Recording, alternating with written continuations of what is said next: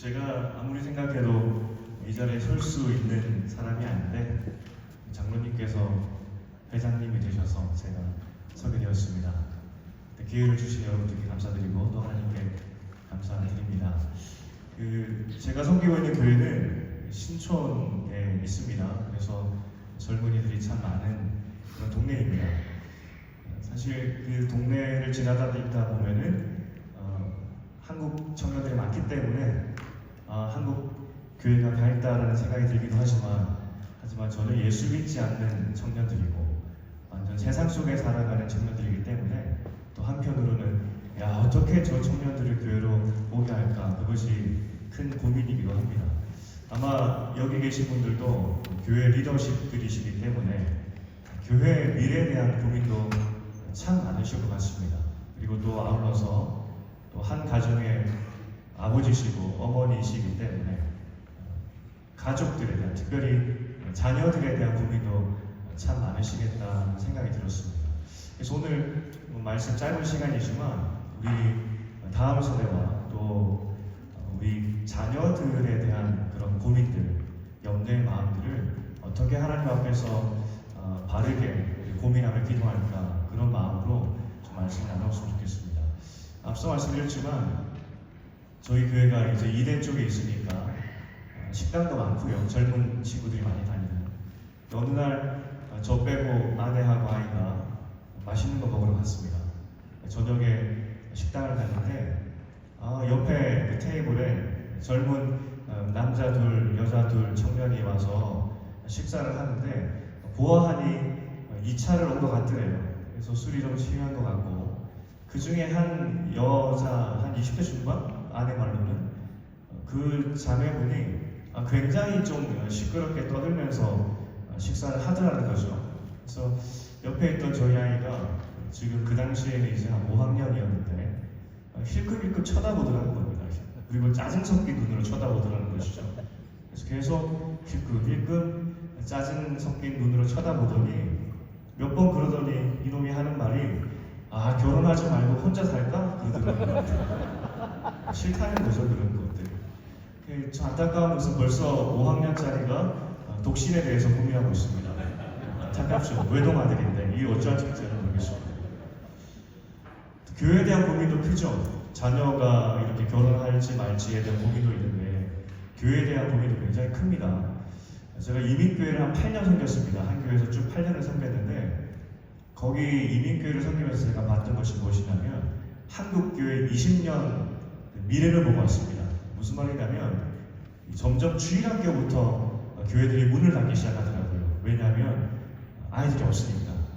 주일학교가 문을 닫으면 몇 년 후에는 어떻게 되겠습니까? 중고등부가 문을 닫습니다.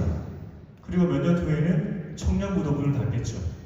그걸 저는 보고 왔습니다. 이게 한국교회 미래구나 싶었는데 정말 돌아봤더니 코로나 이후에 급속도로 주일학교 문을 닫는다는 소문을 들었을 때 이 교회 미래도 쉽지 않겠구나 하는 것을 보게 되었습니다.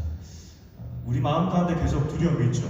교회에 대한 두려움과 자녀 세대에 대한 두려움이 있습니다. 이것을 어떻게 해결해야 될까?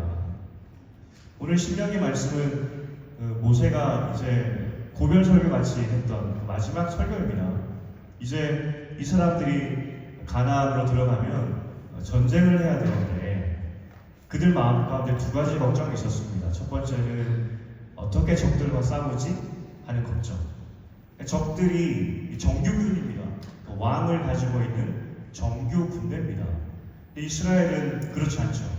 저 사람들과 어떻게 싸울 수 있을까 하는 두려움이 굉장히 컸다는 겁니다. 두 번째는 어떻게 먹고 살지? 물론 적과 꿀이 흐른다라고 말씀하셨지만 어쨌든 농사를 지어야 되고 어쨌든 땅을 흘려야 되고 그 땅에 대한 것을 아무것도 알지 못하는데 어떻게 먹고 살지? 그게 두 가지 걱정이 있었다는 겁니다. 첫 번째로 이 전쟁의 문제가 컸죠.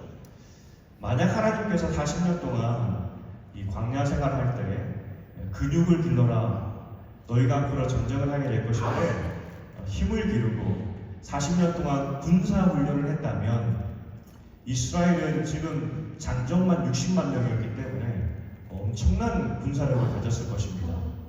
아마 이 스파르타보다 더한 어떤 그런 근육질의 60만 명의 대군을 만들 수 있었을 텐데 하나님은 40년 동안 군사훈련 시키지 않았습니다. 그들이 가지고 있었던 것은 변변치 못했던 우리나라로 말로 치면은 뭐 죽창 정도? 그거 가지고 이제 가나안 땅에 들어가야 된다는 것이죠. 어떻게 이길 수가 있겠습니까? 그러니까 17절에 말씀하시기를 내가 혹시 심중에 이르기를 이 민족들이 나보다 많으니 내가 어찌 그를 쫓아낼 수 있으리요? 그런 걱정이 들 것이다 라고 미리 말씀하셨죠. 걱정할 수밖에 없는 겁니다. 그리고 그럼에도 불구하고 하나님께서 특별히 20절에 보니까 왕벌을 보내주시겠다 약속하셨습니다. 왕벌, 이게 그 당시에 벌 중에 벌 중에 왕이다 이 말이거든요. 이 벌들의 그 특성이 어떻게 되냐면 때를 지어서 다니다가 적들을 겁을 주고 쫓아내고 그렇게 공격하는 속성이 있었다고 합니다. 그러니까 가나안에 들어가면 너희를 보면서 가나안 백성들이 왕벌이다 하면서 두려운 마음 가질 것이다 그렇게 말씀해 주셨죠. 실제 여리고성 전투가 그랬지 않습니까? 정말 여리고성에는 두려운 마음이 쫙 퍼졌고 그래서 정말 이기는 것을 경험했다는 겁니다. 어쨌든 이런 기적으로 이길 수도 있겠지만 그런데 그 다음에 문제는 22절에 보니까 내 하나님 여호와께서 이 민족을 내 앞에서 조금씩 쫓아내시리니 너는 그들을 급히 멸하지 말라. 들짐승이 번성하여 너를 해할까보라 라고 말씀하고 있습니다. 아니 그 여리고성도 단번에 무너뜨렸던 그 하나님이 가나안 땅 그거 한번 쓸어버리시는 것이 어려웠을까요? 쉬웠겠죠. 한 번에 다 몰아낼 수 있었을 것입니다. 하지만 하나님께서 뭘 말씀하셨냐면은 내가 천천히 몰아내겠다고, 천천히 몰아내겠다고. 사실 전쟁하는 입장에서는 야속하지 않습니다. 이 사람들이 앞으로 몇 년 전쟁해야 되냐면 6년 전쟁해야 됩니다. 6년을 피 흘려서 싸워야지 그때서야 큰 전쟁을 마치면 되게 되는데 하나님은 그 6년의 기간 동안 전쟁하게 하겠다는 것이죠. 제가 학사장교로 근무했었습니다. 인사장교 업무를 할 때 신병여배를 전화를 합니다. 집에 이런 신병이 왔습니다 라고 이야기를 하면은 제가 그때 나이가 뭐 26살밖에 안 됐죠. 그런데 저희 부모님 세대의 어머니 아버지들 아니겠습니까? 그런데 저같이 젊은 사람에게도 죄인인 것처럼 전화를 받으십니다. 오늘 우리 자대로 누구누구 이병이 신병이 전입해 왔습니다 라고 말하면 그냥 받던 전화도 정말 저에게 절을 하는 것 같이 느껴지는 것이 보이죠. 수학이 더워서. 그게 부모 마음 아니겠습니까? 전쟁도 아니지만 군대에 보냈다는 그 마음들. 여러분 6년을 집의 가장과 집의 아들들이 전쟁을 나가야 됩니다. 오늘 텐트에서 자다가 내일 전쟁에 나가야 된다고요. 여기 어머니들 많이 앉아 계신데 만약 지금 여러분들이 가나안에서 정복 전쟁을 하는 가정이라고 생각해 보시면 여러분의 아들이 오늘 살아 돌아오기를 간절히 기다렸을 것이고 오늘 살아온 아들이 또 내일 전쟁터에 나가야 되는데 남편들이 또 전쟁터에 나가야 되는데 오늘 밤에 여러분 어머니들은 뭐 하시겠습니까? 아마 내일 아들과 남편이 차고 나갈 어떤 군장들, 무기들을 수리하지 않았겠습니까? 밤새워 한땀 한땀 어떻게 하면 적의 칼이 들어왔을 때 막아낼 수 있을까 하면서 갑옷처럼 만들었을 것입니다. 연세 많으신 아버지들은 어땠을까요? 그 아들들과 손자들이 썼던 그 무기들을 가져다가 밤새워 칼을 갈면서 이 칼로 이 목숨을 지켜야 되는데 이 칼로 우리 아들과 손자들이 살아남아야 될 텐데 밤새워 그렇게 준비하지 않겠습니까? 그게 6년이었습니다. 6년 동안 이스라엘은 그렇게 전쟁을 할 수밖에 없었다는 것입니다. 아니 하나님은 왜 이렇게 비참한 전쟁을 6년이나 하게 하셨을까? 이 백부장들만 봐도 로마 시대 백부장들만 봐도 이 칼과 칼이 부딪히는 전쟁이 얼마나 비참했냐면 백부장들은 손이 하나 없는 사람도 있었고 눈이 하나 없는 사람도 많았다고 합니다. 그만큼 치열한 겁니다. 그렇게 매일매일 돌아오는 아들과 또 남편들 상처나고 어쩌면 때로는 그 죽을 상처를 갖고 돌아오는 그 가족들을 보면서 마음이 어떻겠습니까? 하나님은 왜 저 여리고를 정복할 때처럼 한 번에 쓸어주시지 왜 이렇게 전쟁을 길게 만드십니까? 하는 그런 원망이 들지 않을까요? 하나님께서 그 마음을 미리 아시고 내가 그렇게 하는 이유가 있다라고 설명해 주신 것이 오늘 본문의 내용이었습니다. 내가 한 번에 여리고처럼 가나안 사람들을 다 죽여버린다면 그 완전 자연재해 아니겠습니까?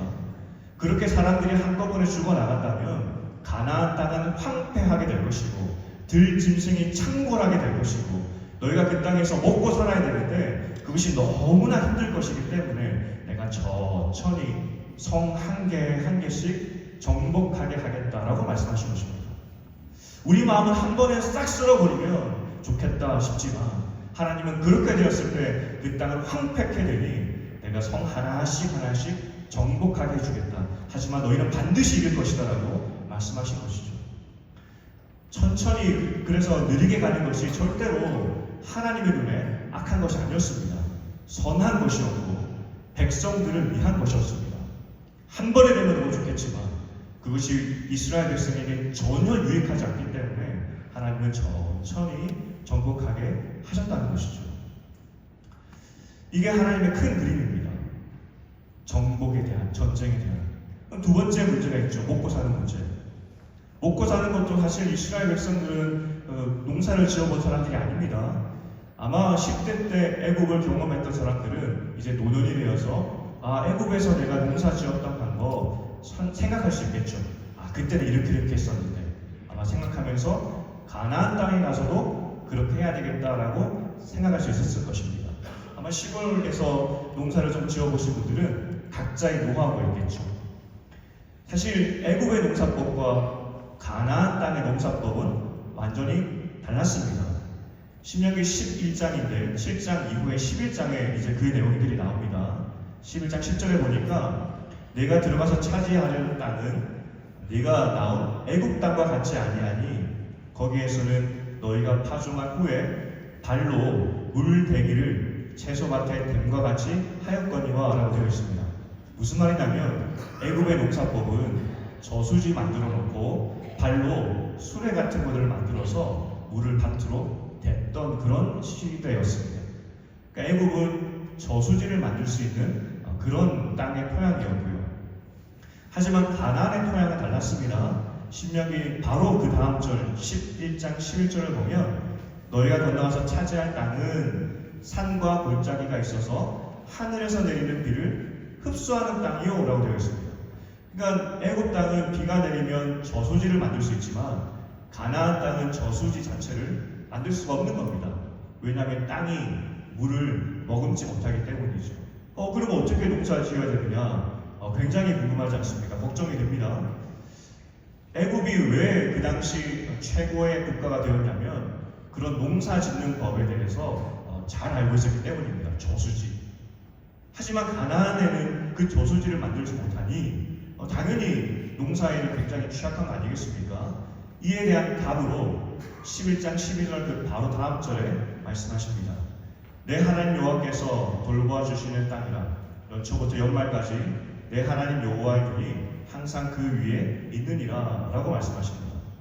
무슨 말이냐면 애굽 땅에서는 너희가 힘써서 저수지 파야 되고 그 저수지에서 물을 길러와야 되지만 가나안에서는 저수지 만들 필요 없다는 겁니다. 왜냐하면 내가 적절할 때 적당한 비를 줄 것이기 때문에 너희는 저수지 만들 필요 없다는 겁니다. 쉽게 말해서 애굽은 저수지를 통한 관계 농업이었다면 이 이스라엘 백성이 가나안에서 하는 농사법은 하늘 농사법입니다. 하나님께서 비를 주셔서 그 비로 농사짓는 하늘 농사법이라는 겁니다. 이게 시편 147편에 잘 나와 있습니다. 여러분 교회에서 아마 비 준비하시니 이 찬양을 많이 부르셨을 것 같은데 147편 8절 9절에 그가 구름으로 하늘을 덮으시며 땅을 위하여 비를 준비하시며 산에 풀이 자라게 하시며 들짐승과 우는 까마귀 새끼에게 먹을 것을 주시는도다 라고 말하고 있습니다. 그러니까 147편에 하늘 농사법이 설명되어 있습니다. 애굽은 저수지 만들어야 되지만 우리는 하나님 주시는 그 비로 먹고 산다. 그걸 고백하고 있는 것이죠. 그 당시에 천둥신, 영어로 하면은 그 영화로도 많이 나오는데 토르, 그 지팡이, 방망이 들고 있는 그 신을 많이 보셨을 겁니다. 고대 근동에는 그 신화를 모두 가지고 있습니다. 그 신이 어떤 신이냐면 가나안에는 바알 신이 되겠고요.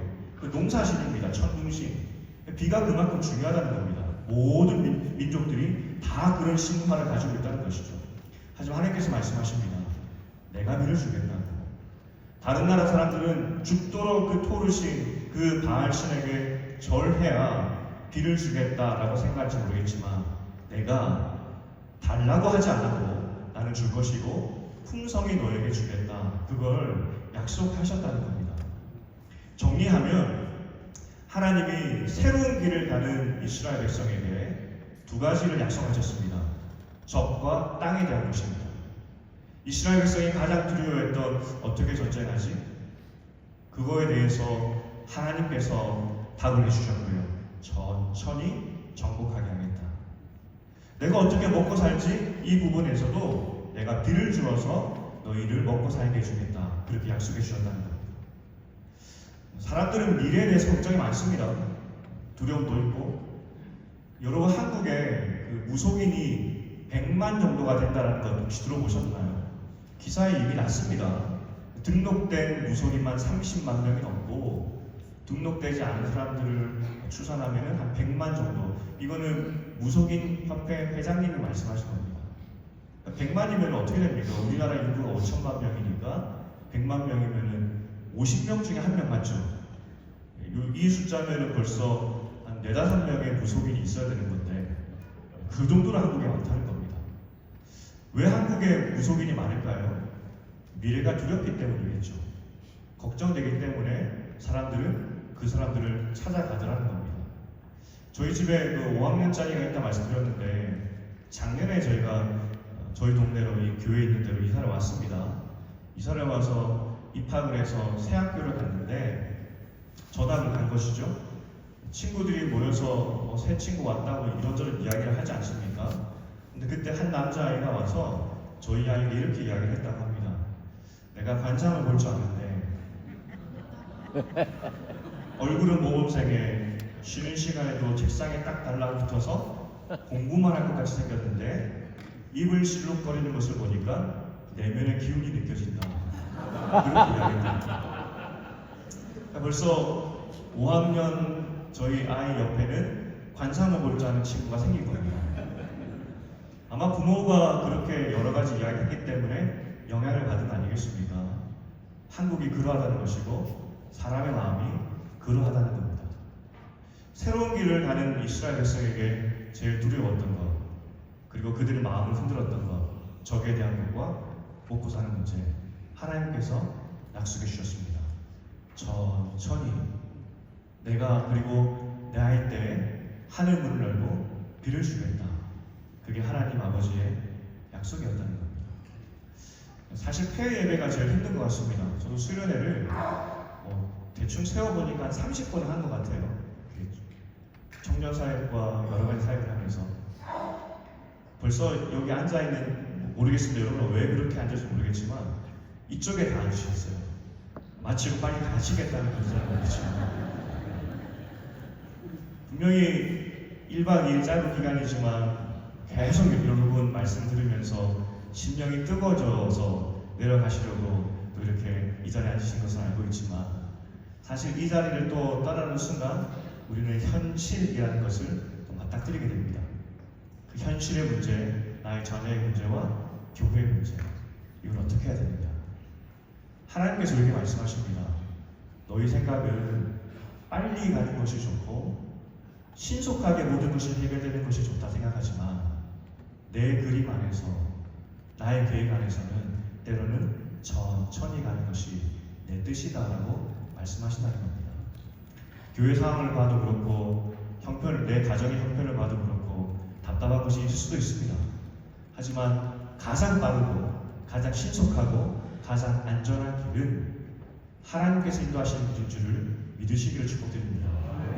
때로는 그게 너무 천천히 갈 수도 있습니다. 하지만 그 길이 가장 복되다는 것을 믿으시기를 축복드립니다. 여러분들이 위로가 될지 모르겠지만 제가 한 2, 3주 전에 받았던 전화 한 통화가 있었습니다. 제가 강남교회 청년부를 7년 반, 거의 8년을 섬겼습니다. 제가 딱 부임했을 때 저하고 동갑쟁이 청년이 있었습니다. 제가 그때 거의 40이었으니까 그 청년도 40이었습니다. 저랑 동갑. 갔더니 청년부에서 가장 상황이 형편이 어려운 청년이었습니다. 남자였고요. 들어보니까 30대 때까지만 해도 초반까지만 해도 사업을 하고 해서 정말 돈도 많이 벌고 그래서 후배들에게 밥도 많이 사주는 그런 좋은 교회 형 오빠였는데 집이 기울고 형제 하는 일도 기울고 여동생은 또 이단에 빠지고 그 뒤로 하는 일마다 안 되는 겁니다.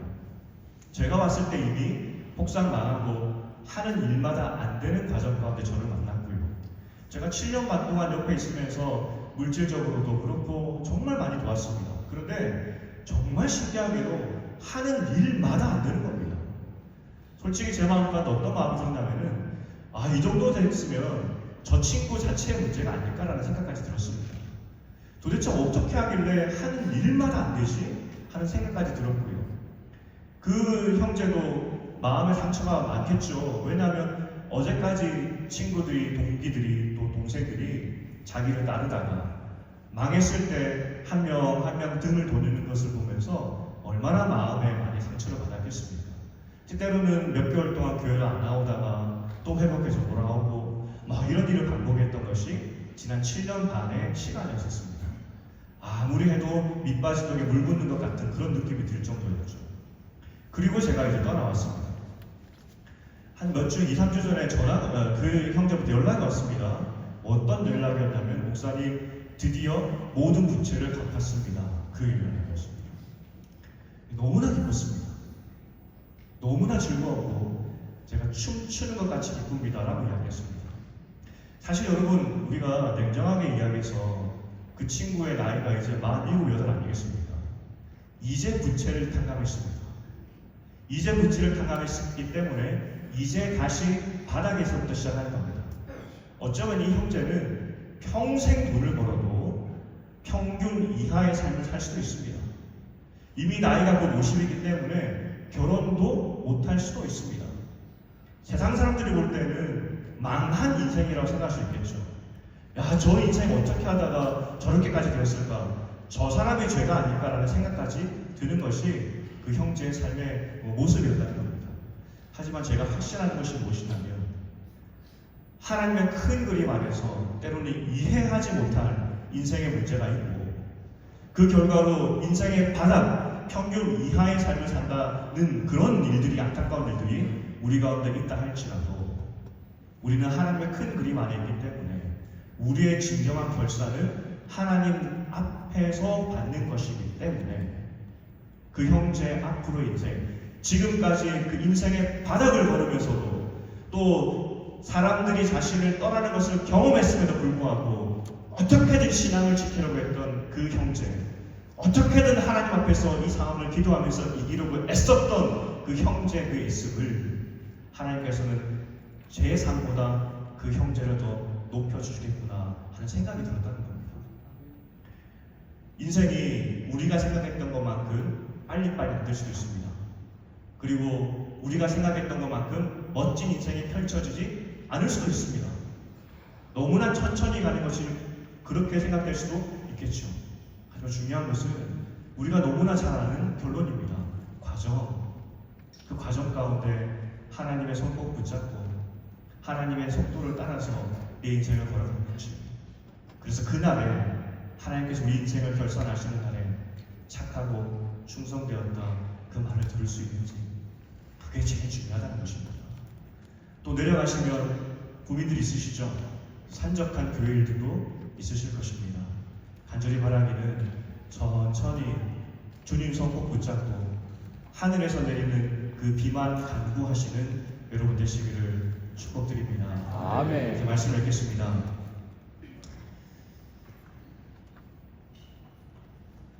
말씀을 개인의 삶에 적용해 보았으면 참 좋겠습니다. 이미 여러분들은 앞선 세대이시고 또 정말 수고 많으셨던 그런 세대입니다. 제가 사실 이 설교를 부탁받고 고민 많이 했습니다. 어제 밤까지도 본문을 좀 바꿔볼까 하는 생각도 들었습니다. 왜냐하면 절호의 기회이기 때문입니다. 저는 하나님께서 기회를 주셔서 제가 원했던 건 아닌데 청년 사역을 12년 했었습니다. 청년을 많이 보았고 또 청년 사역하면서 팀 사역을 했기 때문에 요즘 20대, 30대 초반의 사역자들의 마음을 잘 알고 있다고 그래도 생각을 합니다. 그래서 여러분들은 교회 리더십이기 때문에 이걸 좀 나누고 싶다는 생각이 막 올라오다가 내가 뭐라고 하는 마음에 접었습니다. 하지만 말씀을 이제 정리하면서 한 가지만 좀 부탁드리고 싶은 것이 있습니다. 다음 세대 보면 걱정 많이 되시죠? 과연 전도사들 똑바로 사역할까? 하는 생각도 들고, 여러분 강도사 입시가 코로나 전과 후 봤을 때 거의 반토막 난 거 아십니까? 강도사 지원자 숫자가 반토막이 났습니다. 5년 사이에. 사역자 하려고 하는 사람도 없고 교회 다니려고 하는 청년도 없습니다. 답답한 그런 상황이 보이죠. 하지만 제가 믿는 것은 우리는 새로운 길을 가고 있습니다. 한 번도 가지 못했던, 누구도 예상할 수 없는 그 새로운 길을 하고 있습니다. 이때 우리에게 필요한 것은 오늘 말씀일 것 같습니다. 때로는 더디가는 것 같지만 하나님의 큰 그림 안에서 하나님께서 이 세상을 운행하고 계시고 또 우리가 알지 못하는 그때 하늘 문을 여시고 큰 비를 우리에게 주실 것이기 때문에 우리는 지금처럼 해왔듯이 주님만 기대하고 가면 된다는 겁니다. 간절히 바라기는 여러분들을 통하여서 여러분들의 교회에 새로운 미래가 시작되기를 축복드립니다. 아멘. 여러분들을 통하여서 다음 세대들이 힘있게 사역하는 일들이 일어나기를 축복드립니다. 아멘. 교회가 힘들다고 하고 사역자들조차도 숫자가 급감하는 이 시대에 여러분들의 기도와 헌신을 통하여서 여러분 교회에서 훌륭한 사역자들도 많이 일어나기를 축복드립니다. 아멘. 무엇보다 여러분들이 가지고 있는 기도의 소원들, 가정의 문제들, 또 자녀의 문제들, 이 모든 것들이 하나님의 큰 그림 안에서 해결되기를 주님의 이름으로 축복드립니다. 아멘. 기도하시겠습니다. 하나님, 우리 인생의 모든 것들을 주님 손에 맡겨드립니다. 원래 주인이신 하나님 아버지께 맡겨드립니다. 주님께서 주인 되시고 이끌어 주시옵소서. 그래서 혹시 내 인생이 더디간다 할지라도 또 내가 생각했던 그 길로 가지 않는다 할지라도 하나님의 손에 내 인생과 우리 교회가 있기에 그것을 기대하며 묵묵하게 주님만 바라고 걸어가는 우리 모두가 될 수 있도록 도와주시옵소서. 예수님 이름으로 기도합니다.